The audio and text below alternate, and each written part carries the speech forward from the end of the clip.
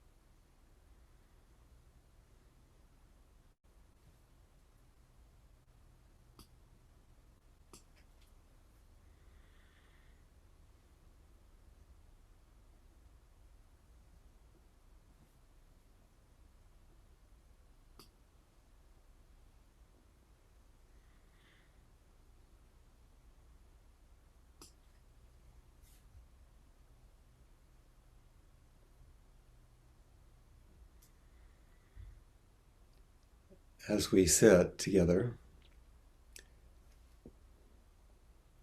you might notice, as we often are called to do, that you're breathing.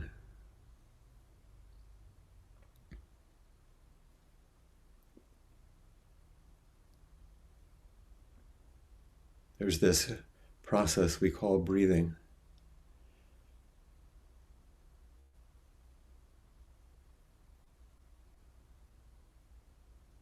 What part of your sitting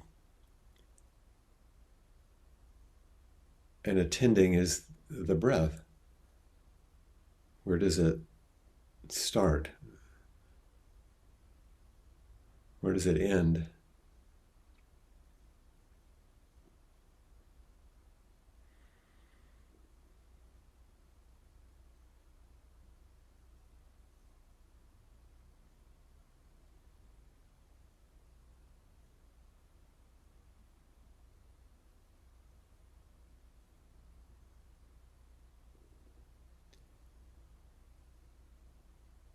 And as you simply just appreciate your breath,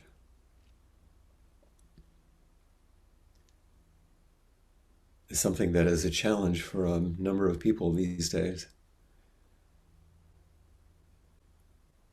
Just being attentive.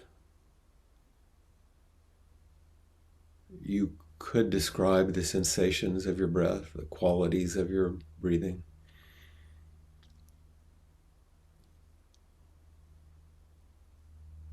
But really, you're just noticing a rhythm of ongoing change.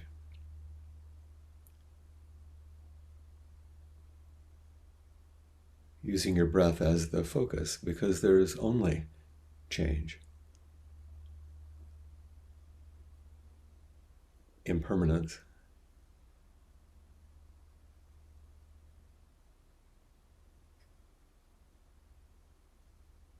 which you can't really grasp. It slips through our fingers. It's just life.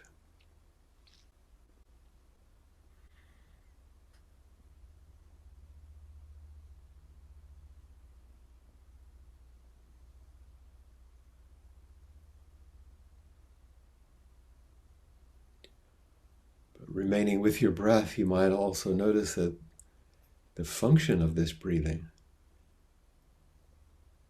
is on behalf of everything else you call your life.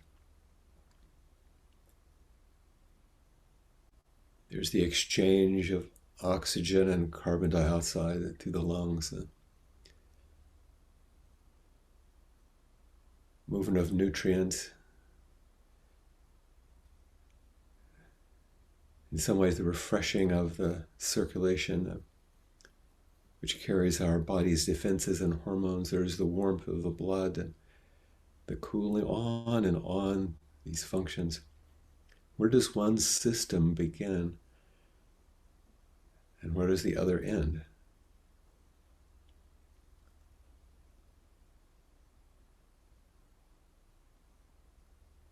Everything is arising together on each breath.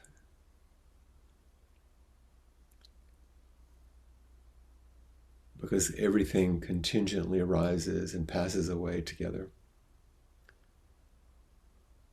with no little special self back there directing it all. And this is life. Impermanent, contingent.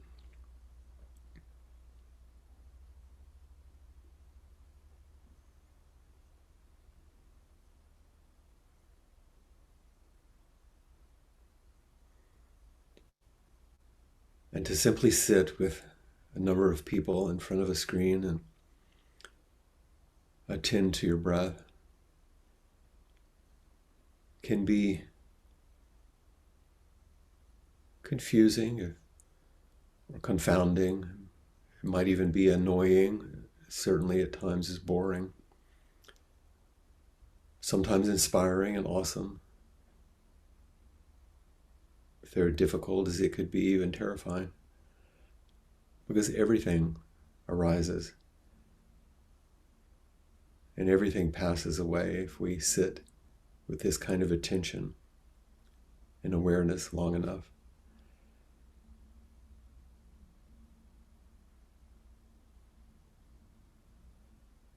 And that long list of everything, including our ideas about the list, good, bad, comfortable, uncomfortable, suffering, bliss, all of it, is dukkha, is dissatisfaction, it's life.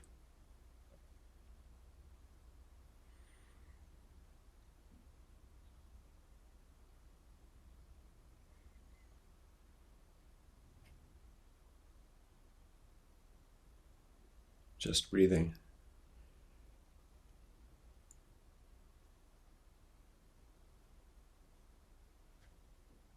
Impermanent, contingent, precious life.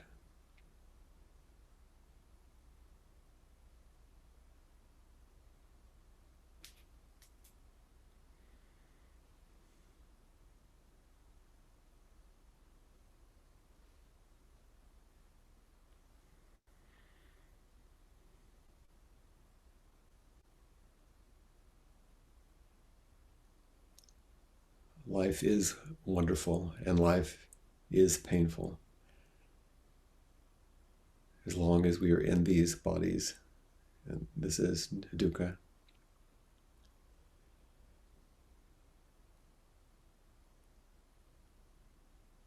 And it all keeps changing all the time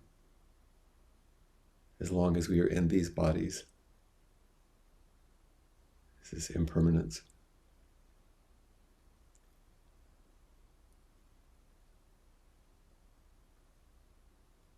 And when we construct a separate self that takes it all personally, it's more painful. Something we do in these bodies.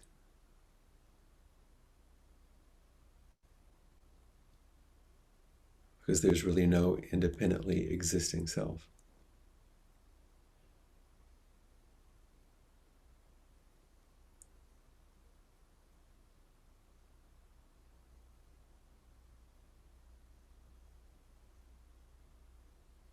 These are the three marks of existence: impermanence, mutual arising, dukkha.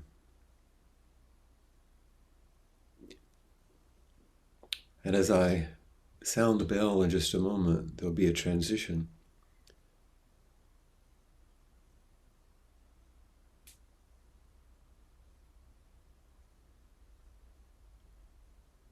And the transitions are where we notice our practice and its fruits. We can sit for a while and maybe it's calming.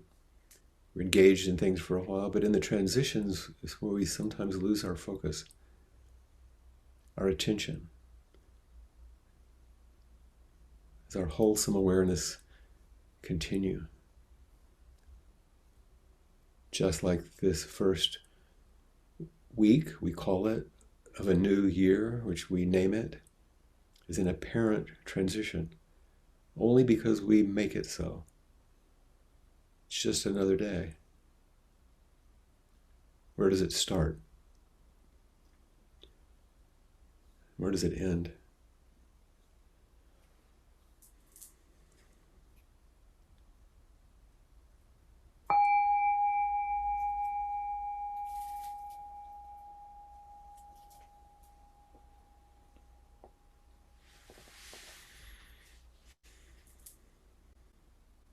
And as we together voice the verse of the robe, hear it in this context that we've just sat with. Vast is the robe of liberation, a formless field of benefaction. Wearing the universal teaching, I realize the one true nature, thus harmonizing all being. Vast is the robe of liberation, a formless field of benefaction. Wearing the universal teaching, I realize the one true nature, thus harmonizing all being. Vast is the robe of liberation, a formless field of benefaction. Wearing the universal teaching, I realize the one true nature, thus harmonizing all being.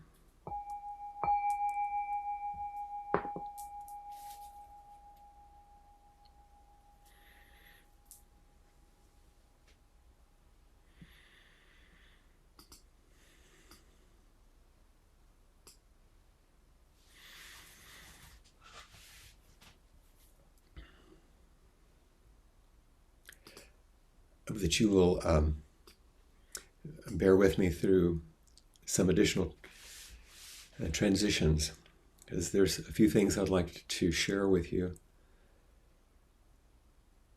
to take us further into this question of what's made new in this new year, and the obvious and repeated teachings about change and impermanence and our navigation of what it means to be in this life, which is the foundation of all spiritual practice, really.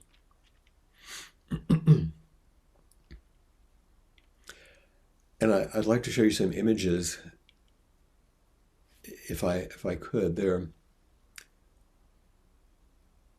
in some ways some obvious ones, but maybe it will call you to your own questions and your own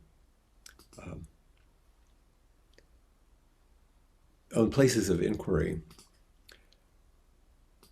So I'm going to share my screen for a moment. So on New Year's Day, I took a walk.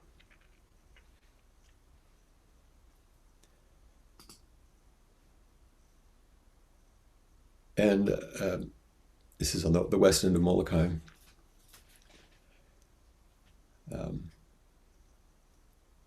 You can see footprints in the sand, of course.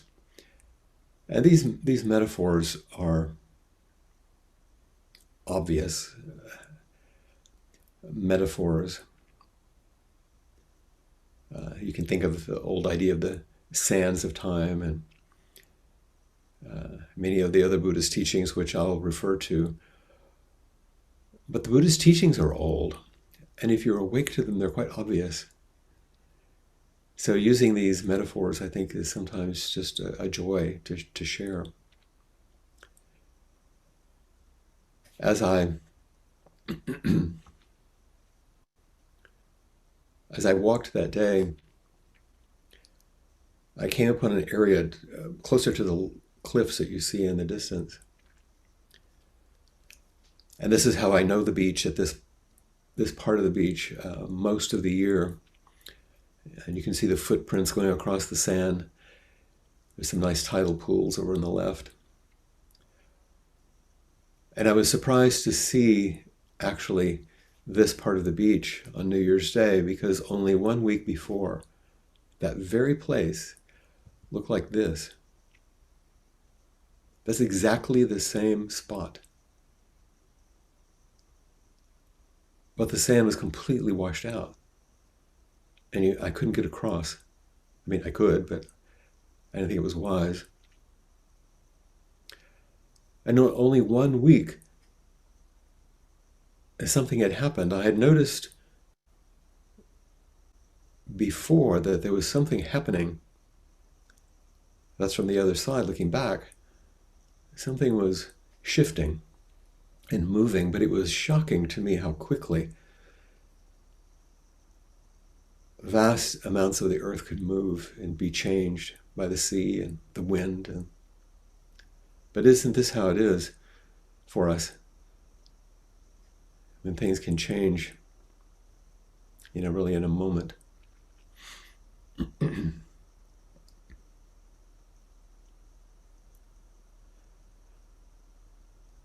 I came home from my walk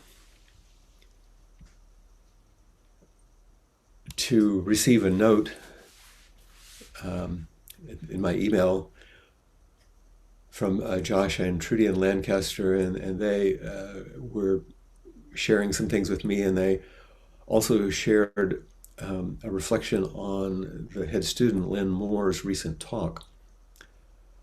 And the title of her talk was "We Are All Sand Walkers." And she gave a beautiful talk. In fact, if you'll indulge me, I'm going to attempt to play 3 minutes of the talk, just 3 minutes, because I love her voice and I love her imagery. And I won't play the opening to the talk in which she speaks to her online audience at that time, asking them to close their eyes to imagine something that she's going to describe. And I realized that I had photographs that I had taken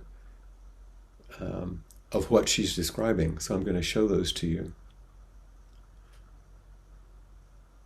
And she's speaking about how we're all walking on these ever shifting sands. And in fact, in the note that Josh had sent, he said about the bay, which we're going to talk about, he says, you can only try to describe the bay right now, and straight away it's changed.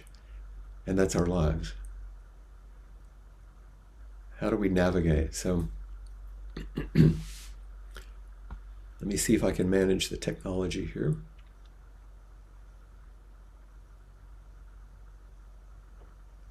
And this will be Lynne Moore.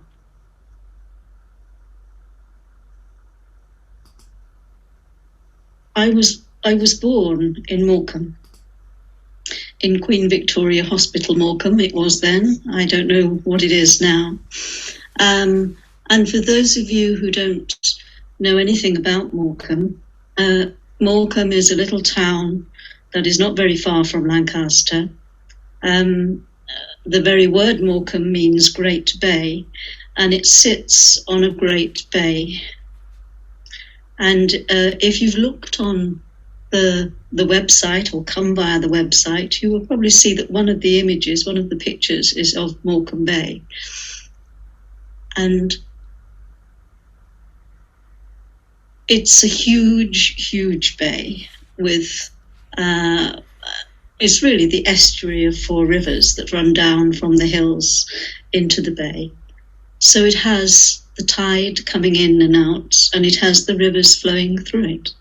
So perhaps you can see it in your minds, and if you know it, you can probably see what it looks like. And if you look from the Morecambe side of the bay, you can see the hills of the Lake District. And certainly at this time of year, when we start to get snow on the tops, you can see the snow on the hills as well.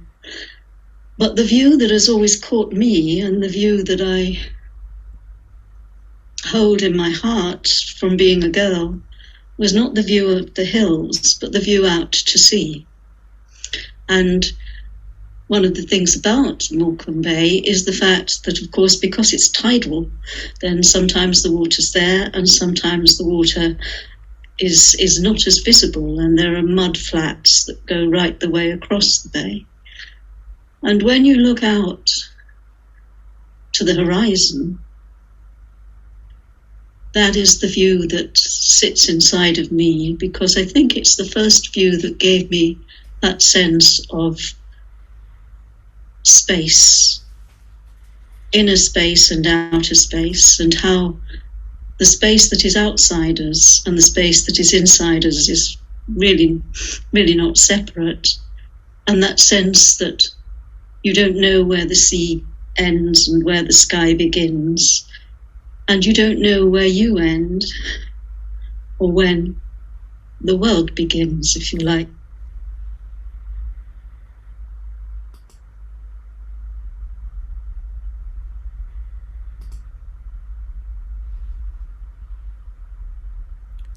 I thought her descriptions were so beautiful. You don't know where the sea ends and the sky begins.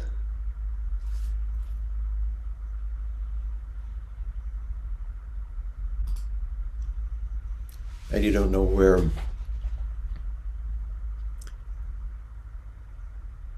you end and where the world begins.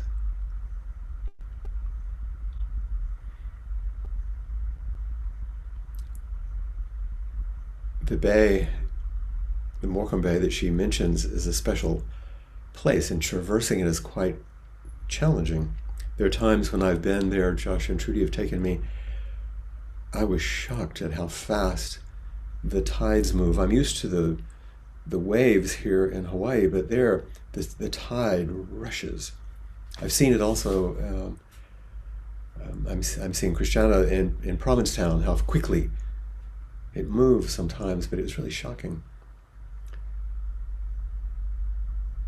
It's impermanent, it's contingent, it's reshaping every moment. And how do we know how to traverse these things in our life? There's an ancient piece that we chant in the Soto Zen liturgy, sometimes translated as the merging of difference and unity by Sikito Kisen. And right at the end, the last little bit, one translation says, if you don't understand the path as it meets your eyes, how can you know the way as you walk? Progress is not a matter of far or near, but if you're confused, mountains and rivers block the way. I humbly say to those who study the mystery, don't waste time. Another beautiful translation says, if you don't understand the way right before you, how will you know the path as you walk? Progress is not a matter of far or near, but if you are confused, mountains and rivers block the way. I respectfully urge you who study the mystery, do not pass your days and nights in vain. And this is our call in practice. That without attending to our body, to our breath, to the world, to our relationships, if we don't understand that we can't grasp and stop things, impermanence, and that things aren't really things. They're an expression of everything, this interdependence. And that our attempt to do these first two things causes us great suffering, dukkha.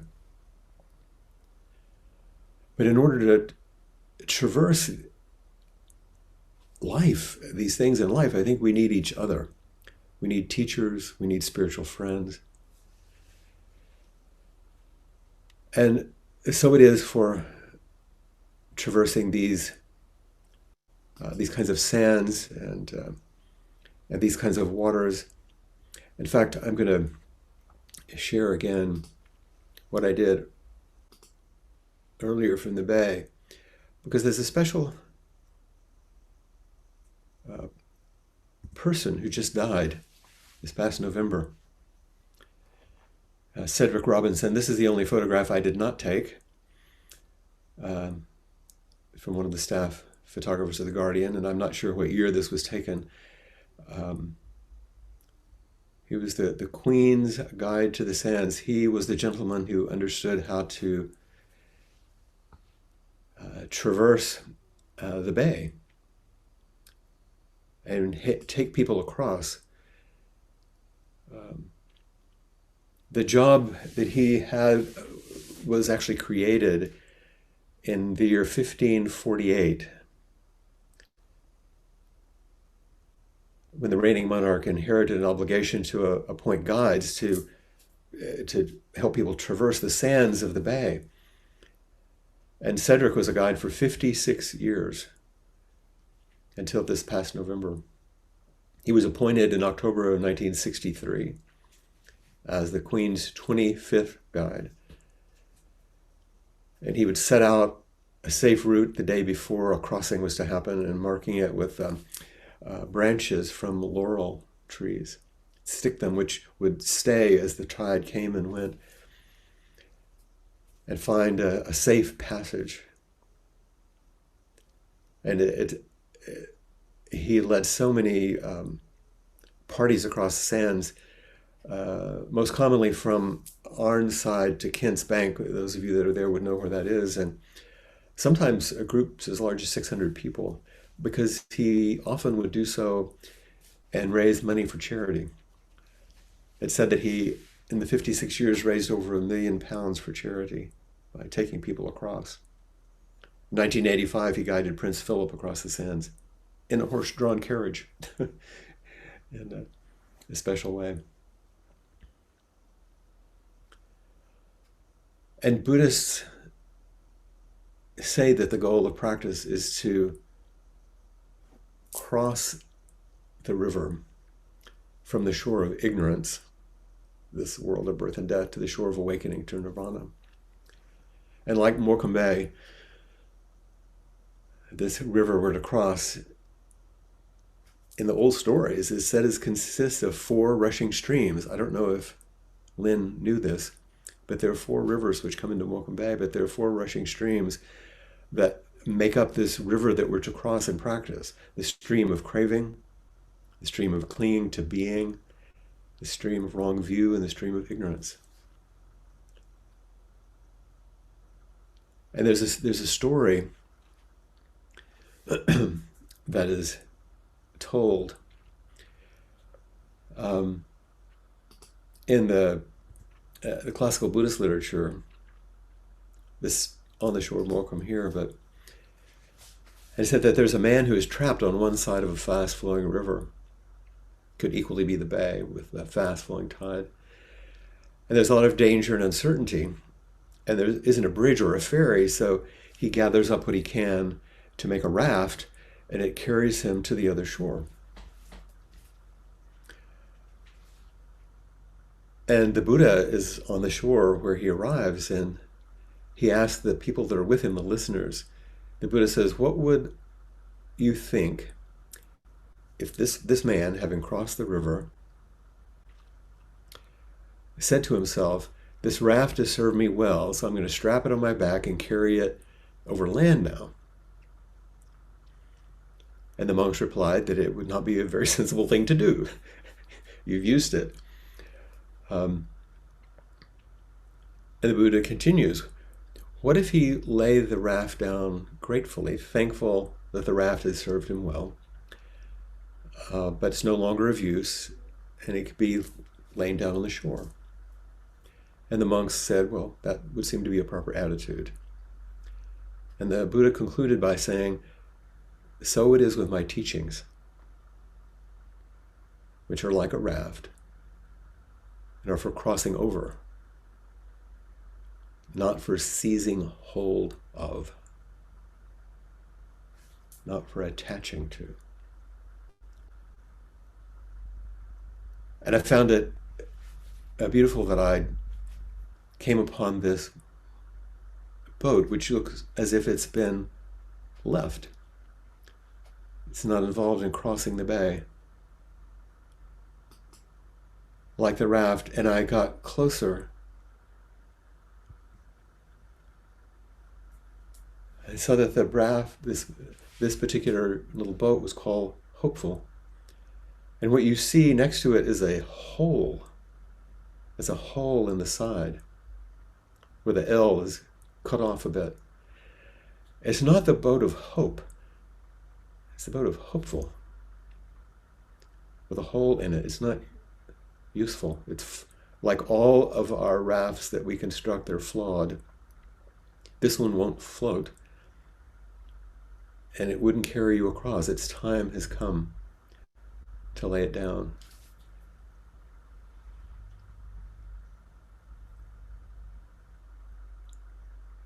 But our navigation of life doesn't ever really stop, And so we have these things that we return to over and over. So I hope that you don't mind my taking the time to play a little of the beautiful talk, We're All Sandwalkers, that Lynne did, and show you some of these images just to bring us into the new year, understanding that this is the foundation of our practice, how we move with impermanence. One year moves to the next. With interdependence, we're all dependent on each other to manage everything, including this pandemic. And that there's a lot of suffering and a lot of joy. And that's all part of the fullness of life. Are there questions you have about your own traversing, your own making your way across, that you'd like to bring forward? What's vexing or perplexing? What are the areas of inspiration, the challenges? What's to be borne across? Please raise your hand so we can be together. Good. Hi, Sue. Hi, Flint. Thank you for your talk. It was so timely, and your photography was wonderful, of course. I was just reminded that the process of grieving just spoke to that so keenly. And this morning I was talking with my brother on the phone, and he was saying that he thought it was nice that my brother-in-law is going to come down to Mexico with us. And it just hit me, and I just started to cry, saying, oh, I'm just going to die down there. And he said, what, you're going to die? And I said, well, no, I'm not going to die, but inside me is, because Sarah and I used to have such wonderful times together down there. And it kind of turned out that Dennis and Mac and Sarah and I just paired up lots of the time. And I was into that. And then I, when I hung up, I was very agitated, and I was thinking, well,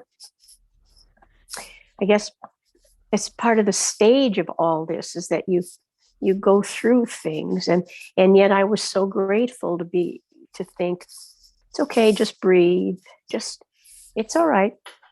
It's you're going to get there, and there's going to be enough wonder and enough wonderfulness, and being together will make it fine. And your talk about the grasping, wanting to hang on, and that's just what I wanted to do. I just wanted to grab hold and keep that and not let it go. Well, that was going to be my question, because you immediately said, Oh, "Oh, I'm going to die." And my question was, so what was going to die? what was going to die? Because you said you weren't going to die. What was going to die? Well, that's part of the mystery I'm going to find out. I think it's that I'm going to be able to let go. And I know this somewhere in me because I've always been a survivor.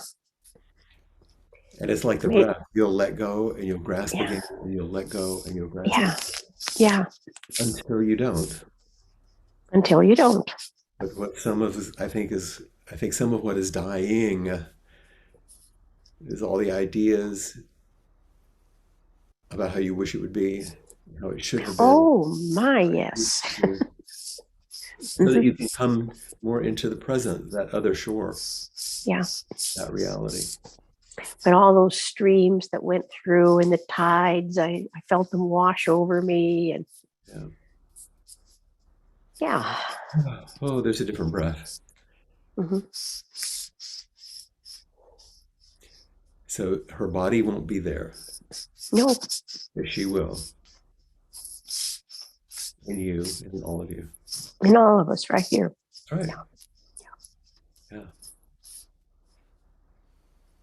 Thank you.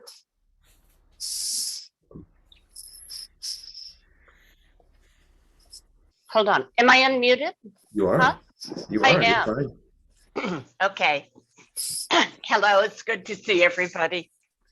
Yeah.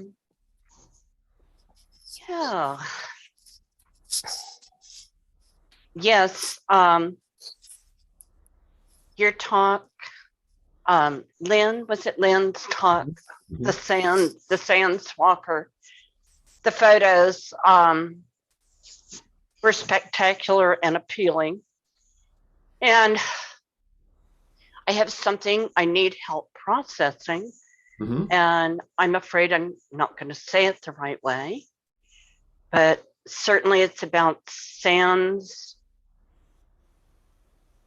that have seemed endless to me. And that's been okay. I thought I was a fearless person, but maybe I'm not. So I got triggered by something very unexpectedly. I was simply reading an article on The Guardian and came across some words quoted by a little boy. His parents were withholding food from him. And it's like I was with him in that space. He said, "Nobody loves me. Nobody's going to feed me."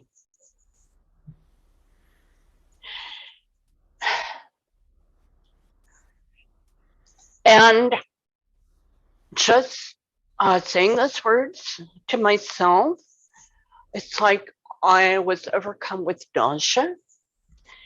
I had heart palpitations. I felt like I was going to have a panic attack, but I didn't. I experienced pure, unadulterated terror.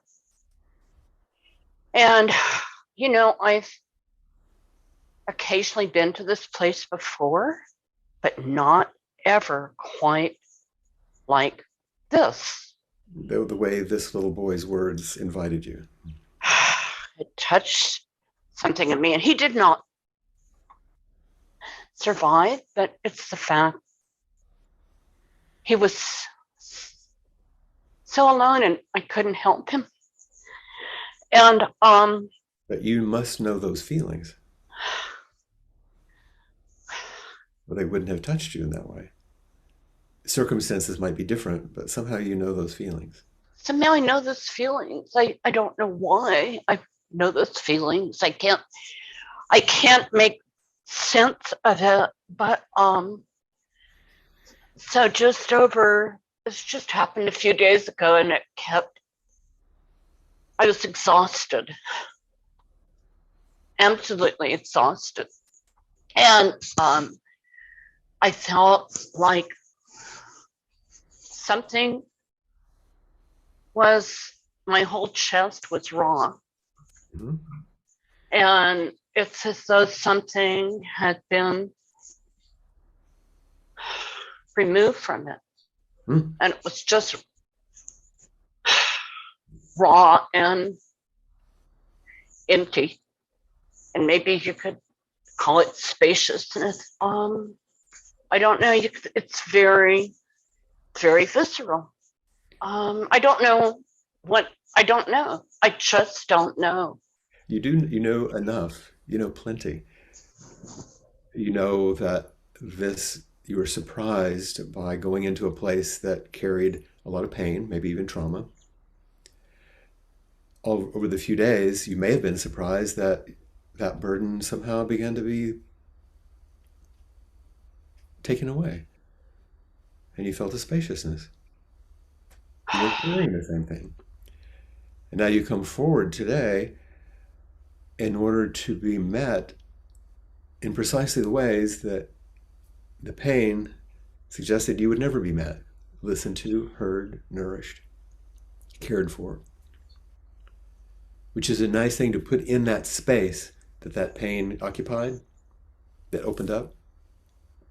That opening is a space that now you can take in. What felt so terrifying to be without. So how is this landing in that place? It's alighting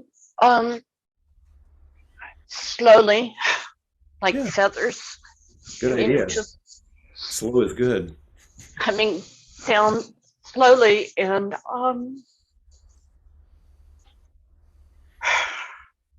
Like when you feed a malnourished child, it needs to be slow so it can be taken in. it's like I thought I was a brave person, but apparently I haven't been able to meet these sensations fully before. It's been very disorienting. If I try to think about it, I have a sensation, it's like, of things. There's these nameless things that are flying around. I can't see it. I can't experiencing it. You don't have to create any kind of narrative about it. You don't have to go back to anything. Just take in the nourishment that's available to you, little by little, and let that be soothing. It's enough. Yeah. And we're all brave when we are. It takes time to come to a place where we're ready for the next step, the next raft, the next crossing. So I would judge you as not brave. I would say, oh, now it's time for this one. Yeah. What if I had no place to share this? I wonder if it would even have happened. I mean, I don't know how. I feel so fortunate that I have a place where I can be met, Yeah, and seen. This can be met and this can be seen.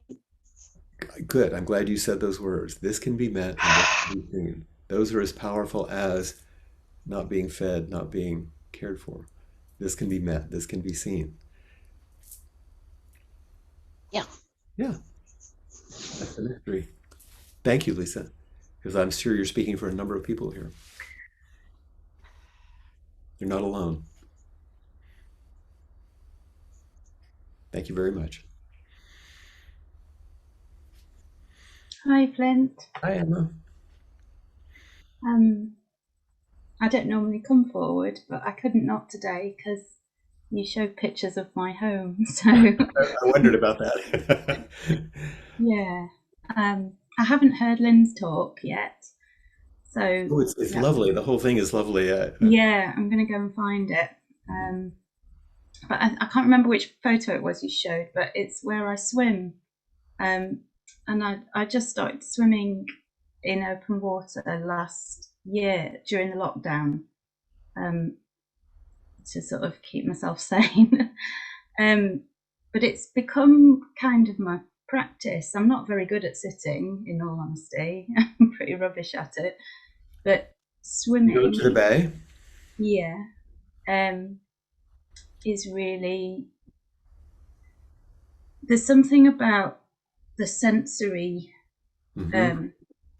It's all encompassing when you get in, and every swim is different. The bay is different every time you go, and there's all sorts of subtle changes where the wind meets different tides and different weather configurations, and then it's how you are as well when you meet all of those different variations.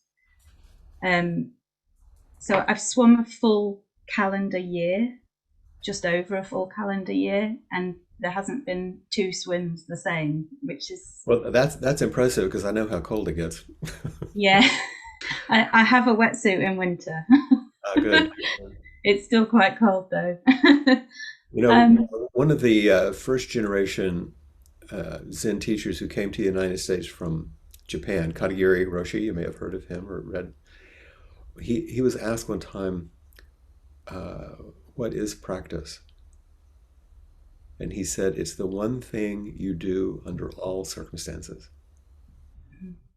The definition of practice. And it sounds like that's your practice is to go to the bay and to immerse yourself. Yeah. And it's that that single focus, that there's nothing else to do other than meet the water. The ever-changing bay of life. Always changing. And stay afloat. Yeah. I'll try to. Yes, that's the reality. Yeah. So I just wanted to share that. I couldn't not speak today. I'm glad we could meet on the shore of the bay today. Thank you. Hello, everybody. I just sheepishly put my hand up. I was invited by Josh to join today. And I really loved your talk, Flint, because I'm kind of going through 2 really large transitions right now, and it was really pretty timely. I live in Colorado right now. In fact, that's where I am. I see. But I'm moving to Lancashire, to Preston in March. Oh my goodness. Yeah, and I'm leaving my job, going with my wife. She's going to work there, and so to me, this whole thing about, in 3 months' time, it's going to look nothing like this crazy mess you see behind me, and my life will be so different. I can't even imagine how different it is. And so thank you for showing the pictures of where I'll be, which is pretty fun. Literally going to the other shore. I am going. Well, yeah. And so I just appreciate the talk, and I wanted to introduce myself. So that's so good. Where are you in Colorado?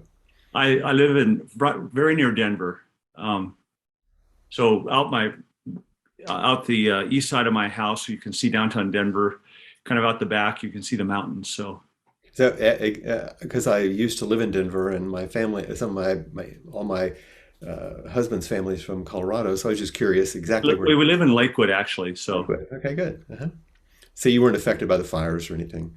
No, but I had some staff who were. One staff member was evacuated. His house was okay, but it was very traumatic. Yeah, it's my brother-in-law, Sam. He lived right there in the very midst of it, but his house survived, thank goodness. Yeah. Well, blessings on your travels and your trip and your transition. Yeah, it's going to be fun, I think, and scary. And you'll see that there are these beautiful people that you'll be able to meet. Well, that's why I'm so grateful that I could join so early. So Good. Thank you. And hopefully we'll continue to connect wherever you are. The Yeah. beauty of this medium. Yeah, exactly. Thanks, Gregory. We have Josh and Trudy next.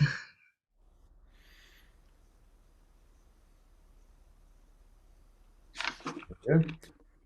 It's your fault that I have those pictures. Well, hi Greg. That was so exciting to see your name come up and to meet you, and that you took up that invitation so readily. So that's fantastic. Um, and it was very heart swelling for me to hear your talk. I'd loved Lynne's talk, and Mhm. I've walked the bay a few times, up to my chest, going through the River Kent, and it's pretty scary, and I burnt the back of my legs because I'd slapped up, but forgotten about the radiated sun off the hard sand and the water, and then we tried to do it, and I got turned round by the wind. It was so windy. And we'd taken our granddaughter, Misha, as you know, to experience the bay. And we ended up taking her to the hospital because she'd got sand embedded in her eyes from walking on the sandy bay that was a failed walk. So I think it, if you don't have much history or experience, you don't understand what that means to go across that expanse. It's really a, I it's know that miles. Maria got trapped there once, and part of her family, yeah. Yeah, it's the most extraordinary place. And Um, yet there it is, there's life, you know. all of it. All of it, and I have that sort of sense of learning to love the bay, because when I moved, it was kind of like, dear God, what is this place? You know, it's flat, it's grey, there's no waves, um, and now it just feels like home, Hmm. with everything that it has with it. Hmm. Um, which is also a great big power station pumping out God knows what, and don't eat the fish sort of thing. It's such a place of kind of beauty and terror, and um, Yeah. And I think that's what I wanted to convey is that combination of beauty and terror, which is every breath, really. yeah, Not that we should be made to think of life as dramatic, um, but to come close to that is part of what practice is for, mm. and to be close to each other as we meet it all. And I was thinking of that Rilke quote about, you know, love everything, beauty and terror, and nothing lasts forever. And then also really feeling. Um, I think I've been really walking through some disappointment, Hmm. um, because it's like, and the language is so tricky, but it's like feeling like I kind of get how, like, the bay has everything, Hmm. um, but something in me is deeply disappointed about how shit life is. Hmm. um, you know, the ongoing Hmm. grindiness, and the um, how all of that doesn't make anything different. Hmm. All the practice doesn't make it less shit. Um, and and what it feels like is another layer of, like, the child part of me that always had the Superman image. I've talked about it before. You know, you do your practice, you go into your telephone box, and you come out with your underpants over your tights, and suddenly, you know, you're impermeable and nothing can touch you. And um, and I think that it's like there's this other little part that's kind of going, yeah, I got rid of the bigger aspect of that, but oh shit. I know there's little It's like, pieces we still work with, isn't it? You know. yeah, Hmm. yeah. It's just so fascinating to Yeah. open to that. To the deep, good, wholesome practice will not make the world in my image. No, It will still be the same world, but Yeah. how will I meet it? I Yeah. was looking up something I didn't say in the talk. The original Buddha says, Sabe Sankara Dukkha, meaning all constructions have the nature of dukkha. Sabe Sankara Anatta in Nietzsche, all constructions have the nature of. It doesn't say life is like this, just the things we construct.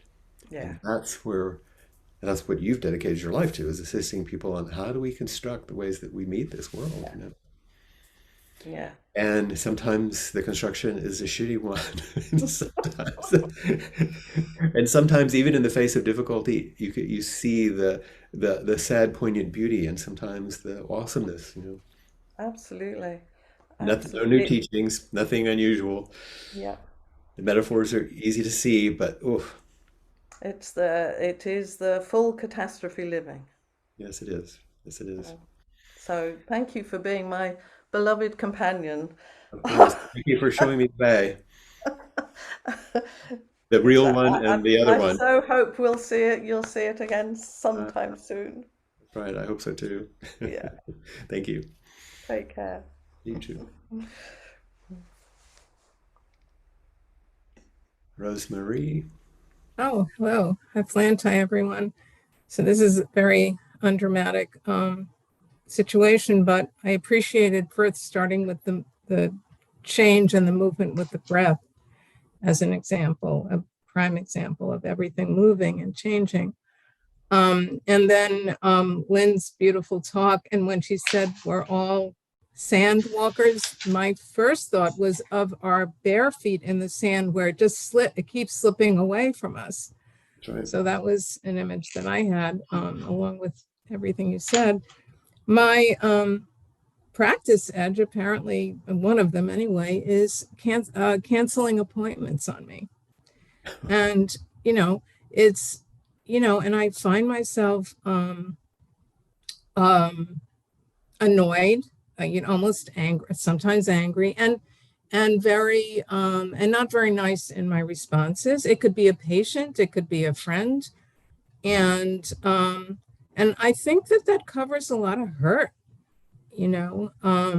and if I think of it the way you're talking about it, that whatever agreement we have with people, it's shifting. I can shift, they can shift. And also whatever the feelings are, which I never think about, between the person and me, those aren't going away or significantly, those aren't really changing. So anyway, it was very helpful because I was really reflecting on myself and these reactions. And like I was saying to Trudy, the constructions, if Exactly. someone cancels, it's a simple fact, but the meaning you make of it tells you something about yourself. Oh. Like, oh, it's the U-turn. Oh, what meaning did I construct out of a simple change in a date? Exactly. And And it's like I have a lot of requirements of people that I don't it know all about. begins to unfold, and you see the shifting sands. And one last thing, since we're at the end of our time, curiously, you said about being barefoot. So Cedric Robinson walked barefoot so he could feel the sands until his old age, in which he put on, the boots that you saw in the picture later on. But mostly he walked barefoot, even in the cold water. So we want to feel life. And feel for him, especially to feel the change. Yeah. Thank you. Thanks so much, Lynn. Sure. And unfortunately, it's our time to stop. So let's continue our, and I know there are the people that had their hands up. I apologize. We'll recite the 4 practice principles as we are good with our time. Caught in the self-centered dream. Self-centered dream. Only suffering. Only suffering. Holding to self-centered thoughts. Exactly the dream. Each moment, life as it is, the only teacher, being just this moment, compassion's way. Caught in the self-centered dream, only suffering. Holding to self-centered thoughts, exactly the dream. Each moment, life as it is, the only teacher, being just this moment, compassion's way. Caught in the self-centered dream, only suffering. Holding to self-centered thoughts, exactly the dream. Each moment, life as it is, the only teacher, being just this moment, compassion's way.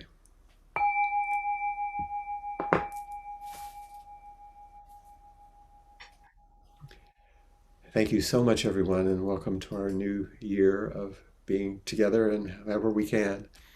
And Maria?